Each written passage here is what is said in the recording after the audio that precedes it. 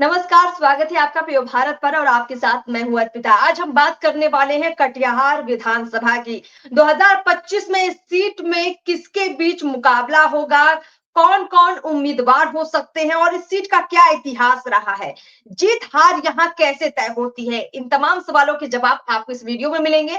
हम लगातार बिहार के विधानसभा चुनाव को लेकर ये विशेष कवरेज कर रहे हैं। चर्चा में हमारे साथ जुड़े हुए हैं प्रदीप झा सर, राजनीतिक विश्लेषक है। सर, आपका बहुत-बहुत स्वागत है पियो भारत पर।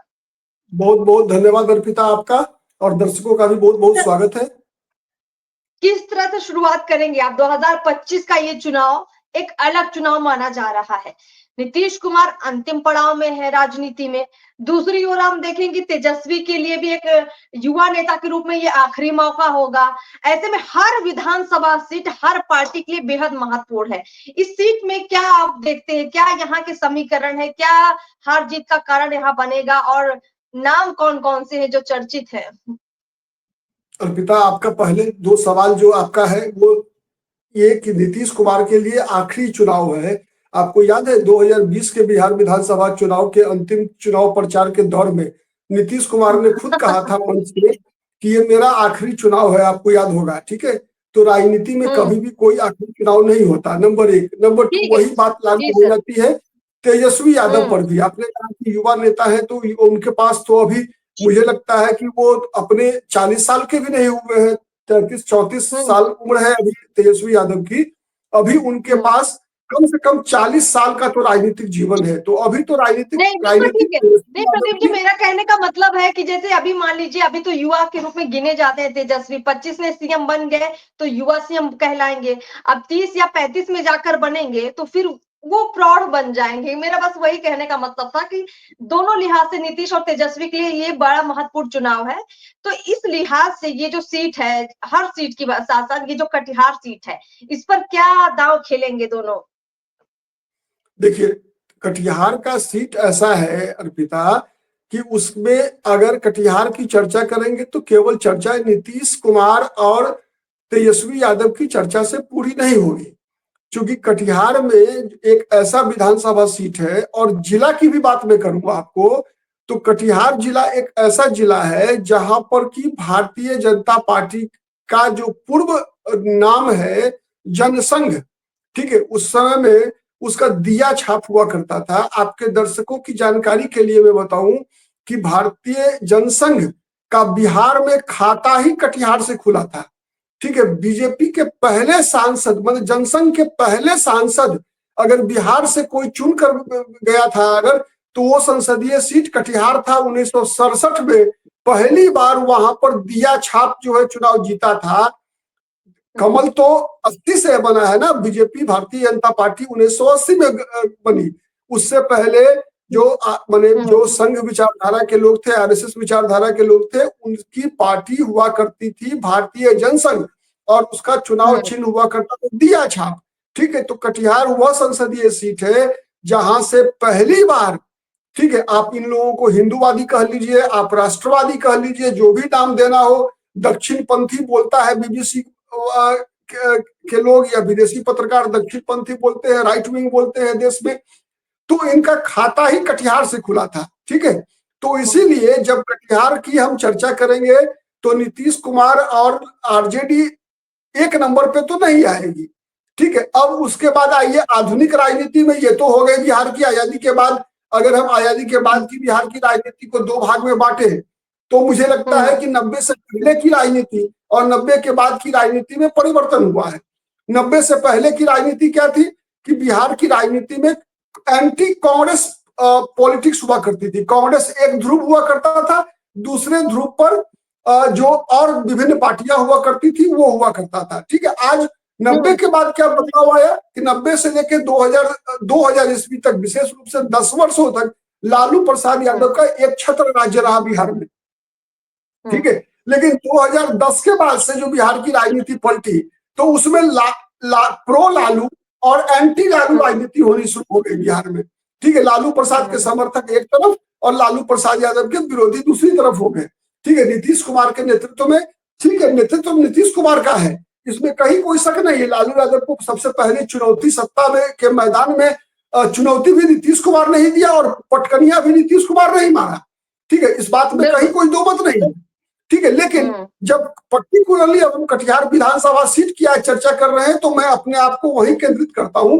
देखिए अर्पिता, 1990 में अगर हम उससे पहले की बात को छोड़ दें, मैंने कहा कि दूसरा आधुनिक काल जो है आजादी के बाद का, जो 90 के बाद का है, उसमें 90 में भारतीय जनता पार्टी के कद्दावर नेता हुआ करते थे जगबंधु अधिकारी। ठीक है, जैसे हम लोगों ने कल चर्चा किया था कुम्हरार विधानसभा सीट की। ठीक है, तो कुम्हरार विधानसभा सीट जिस प्रकार से 90 के बाद से लेकर लगातार भारतीय जनता पार्टी का अभेद्य दुर्ग बन गया यहाँ। ठीक है, सुशील मोदी के राजनीति में आगमन के बाद सुशील मोदी लगातार 3 चुनाव जीते, 90, 95, 2000। उसके बाद जो है जब सांसद बन गए तो अरुण कुमार सिन्हा लगातार चुनाव जीतते आ रहे हैं और कोई भी दल बीजेपी को कुम्हरार में चुनौती देने की स्थिति में नहीं रहा। वैसे ही कटिहार में वैसा स्थिति नहीं रहा, लेकिन कमोबेश कह सकती हैं आप कि वही स्थिति रही। 90 और 95 में वहां से जगबंधु अधिकारी जो कि बिहार विधानसभा के उपाध्यक्ष भी रहे। ठीक है, तो जगबंधु अधिकारी वहां से सांसद विधायक के रूप में चुने जाते रहे। अगर लोकसभा की बात करेंगे तो वहां से बीजेपी और तारिक अनवर के बीच जो है लगातार, बीच में कुछ दिन कह सकती है आपकी जनता दल के टिकट पर मोहम्मद यूनुस सलीम भी जो है वहां से चुनाव लड़े, चुनाव जीते भी। आपको नहीं पता होगा शायद कि वहां से मुफ्ती मोहम्मद सईद जो देश के पूर्व गृह मंत्री थे वो भी संसदीय चुनाव लड़ चुके हैं। तो कटिहार की राजनीति जो है न केवल बिहार के लिए बल्कि केंद्रीय राष्ट्रीय स्तर पर भी बहुत ही महत्वपूर्ण रहा। ठीक है, तो अब बात मैंने कहा कि 90 से लेकर 2000 तक वहां जगबंधु अधिकारी लगातार चुनाव जीते वो। उससे पहले 77 में भी वो चुनाव जीते थे। तो लेकिन उसके बाद क्या हुआ, लालू यादव के दौर में एक बार वहां राष्ट्रीय जनता दल से राम प्रकाश महतो चुनाव जीते, वो विधायक बने, बिहार में मंत्री भी रहे वो लालू यादव की सरकार में, शिक्षा राज्य मंत्री रहे राम प्रकाश महतो। लेकिन फिर वहां पर जो है एक बार बीजेपी से राजवंशी सिंह जो बाद में बिहार विधान परिषद के सदस्य थे, छात्र जीवन में छात्र नेता के रूप में अखिल भारतीय विद्यार्थी परिषद से जुड़े रहे, चुनाव में लड़े, चुनाव टिकट मिला लेकिन वो हार गए। लेकिन उनकी हार के बाद से लगातार 2000, मुझे लगता है 2005 से ही लगातार जो है, अगर 10 से तो मैं कंफर्म हूं, लेकिन शायद 2005 में भी तारकिशोर प्रसाद लगातार वहां से चुनाव जीतते आ रहे हैं अर्पिता। 10, 15, 20 लगातार चुनाव जीते। और 20 में तो जब नीतीश कुमार के साथ बीजेपी सरकार में आई तो तारकिशोर प्रसाद डिप्टी सीएम भी रहे और वर्तमान में वो डिप्टी सीएम है। तो अगर उसकी इतिहास की बात करें अगर तारकिशोर प्रसाद की, तो 20 में उन्होंने लगभग 10,000 वोट से राष्ट्रीय जनता दल के प्रोफेसर राम प्रकाश महतो को हराया। 2005 में वो सीट जो है जब नीतीश कुमार महागठबंधन से चुनाव लड़ रहे थे, ठीक है, तो नीतीश कुमार की पार्टी को गया तो राम प्रकाश महतो जो है वहां नेशनलिस्ट कांग्रेस पार्टी से लड़े और तीसरे नंबर पे रहे। 2010 में फिर वो राष्ट्रीय जनता दल से लड़े थे, दूसरे नंबर पर थे। तो राम प्रकाश महतो राष्ट्रीय जनता दल के टिकट पर 2010 में और 20 में रनर अप रहे, लेकिन 15 में वो तीसरे नंबर पर चले गए। लेकिन एक नंबर पर तीनों चुनाव में जो है तारकिशोर प्रसाद जो डिप्टी सीएम रहे हैं बिहार में, वो उनका कब्जा रहा है। तो ये वहां का लगभग एक तरह से चुनावी राजनीति का इतिहास है अर्पिता। बिल्कुल सर, आपने बताया कि तारकिशोर प्रसाद और बीजेपी का एक छत्र राज लगातार रहा कटिहार सीट पर और ये सीट बहुत महत्वपूर्ण है बीजेपी के लिए। अब सवाल ये है सर कि जैसे आपने बताया कि जितने मजबूत चेहरे हैं तारकिशोर प्रसाद बीजेपी के लिए, ऐसे में संभावना दिख रही कि शायद बीजेपी उनका टिकट नहीं काटे और 2025 में एक बार फिर से तारकिशोर प्रसाद को वहां से टिकट मिल सकता है। क्योंकि जैसा आपने पहले भी कई चर्चाओं में बताया कि जो वरिष्ठ नेता हैं, 2-3 नाम हैं जिनका जिक्र होता है कि शायद उनका टिकट कटे, लेकिन उस लिस्ट में शायद तारकिशोर प्रसाद का अभी नाम नहीं जुड़ा है। हालांकि टिकट बंटवारे के वक्त क्या होगा ये फाइनल कुछ अभी नहीं कहा जा सकता है। आपको क्या लगता है कि क्या यहाँ संभावना आपको क्या दिख रही है? नहीं, देखिए मुझे लगता है तारकिशोर बीजेपी वहां कटिहार में तारकिशोर प्रसाद तो ठीक है, उनका काम कोई बुरा नहीं है, उनके खिलाफ एंटी इनकम्बेंसी नहीं होता है, लेकिन कहीं ना कहीं जब शहरी सीट है कटिहार का, तो शहरी सीट पर भारतीय जनता पार्टी का प्रभाव ज्यादा होता है, व्यक्ति का प्रभाव कम होता है अर्पिता। ठीक है, अगर पार्टी की ताकत और व्यक्ति की पहचान, ये दोनों जितना बेहतर कॉम्बिनेशन बनाता है, उतनी ज्यादा बेहतर मार्जिन होती है वहां। ठीक है, तो इस बात को ध्यान में रखने की आवश्यकता है कि वहां पर जो तारकिशोर प्रसाद है वो जाति से कलवार है। ठीक है, तो कलवार जाति का वहां पर जो है माने वहां पर वैश्य वर्ग का कह सकती है कि आप संख्या भी अच्छी खासी है, तो उसका वह भी एक प्रभाव है। दूसरा, कटिहार विधानसभा सीट पर मुसलमानों का भी की भी अच्छी खासी संख्या है, शहर में भी अर्पिता। तो होता क्या है वहां पर कि जब भी बीजेपी चुनाव लड़ती है तो वहां पर पोलराइजेशन होता है।